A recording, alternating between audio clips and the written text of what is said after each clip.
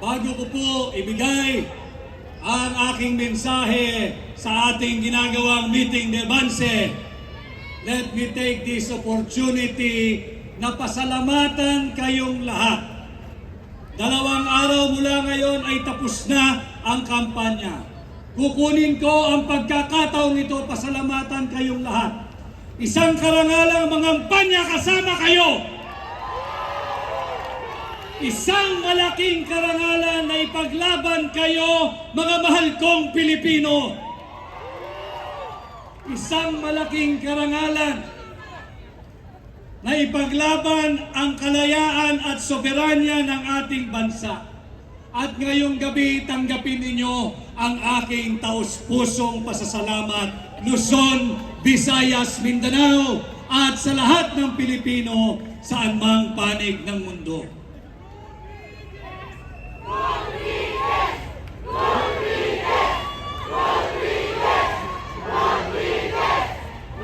Ang ating pong bansa ay nakaharap sa maling direksyon.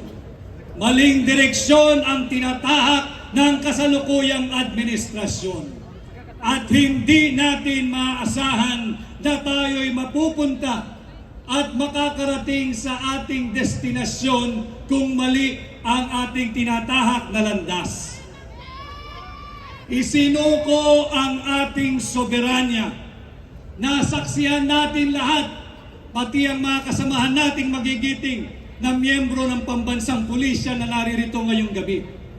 Nakita natin kung paano pinagkanulo ang kapwa natin Pilipino at ginawang mistulang handog sa kamay na naglalaway na banyaga dyan sa ICC. Nanganganib ang ating demokrasya. Ibinoto, ipinahiram ng sagradong mandato at boto ng 32 milyong Pilipino. Subalit kasalukuyang pinagtatangka ang nakawin ng iilang elitistang kongresista ang posisyon ng pangalawang Pangulo. Papayag ba kayo niyan? Si Vice President Inday Sara Duterte binigyan ng 59% approval rating ng mamamayang Pilipino. Hindi lamang natitigil dyan. 61% ang nagsabi sila'y tiwala at panatag sa pamumuno ni Vice President Inday Sara Duterte. Kinakailangan natin siyang proteksyonan. Kinakailangan natin siyang ipagtanggol. Kanya nakikiusap po ako sa inyong lahat. Ihatid natin sa Senado ang buong Duterte. Duterte! Duterte! At ganun din ho, mali ang direksyong tinatahak ng kasalukuyang administrasyon. Last year, kinuha ang 60 billion pesos ng PhilHealth. Ngayong taon, binigyan ng zero funding ang PhilHealth.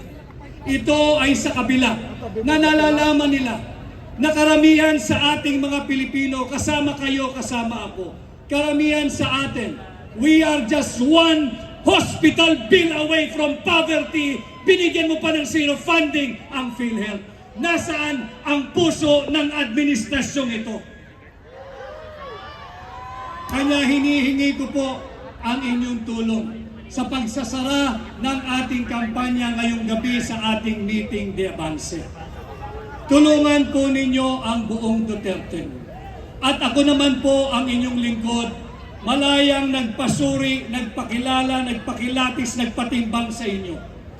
At kung sakasakali sa ginamit ninyong panukat at panimbang, ako ay pasado, sana ho ay mapahiram ninyo ako ng inyong sagradong tiwala, sagradong mandato at sagradong boto bilang senador ninyo pagdating ng May 12, 2025. Muli ho, sa aking pagsasara, tanggapin po muli ninyo from the bottom of my heart. Maraming salamat, maraming salamat, maraming salamat. Isang karangalan na ipaglaban kayo. Isang karangalan, mangampanya kasama kayo. isang karangalan, manindigan para sa Pilipinas at para sa Pilipino at higit sa lahat sa aking mga kasama dito sa Duterte sa PDP. Salamat, brothers. Isang karangalan na tayo nagsama-sama ngayong halalan at dalhin ninyo ang buong Duterte sa Senado. Ako po muli, si Atty. Vic Rodriguez, number 56 sa balota, Pilipino, abogado, maisog,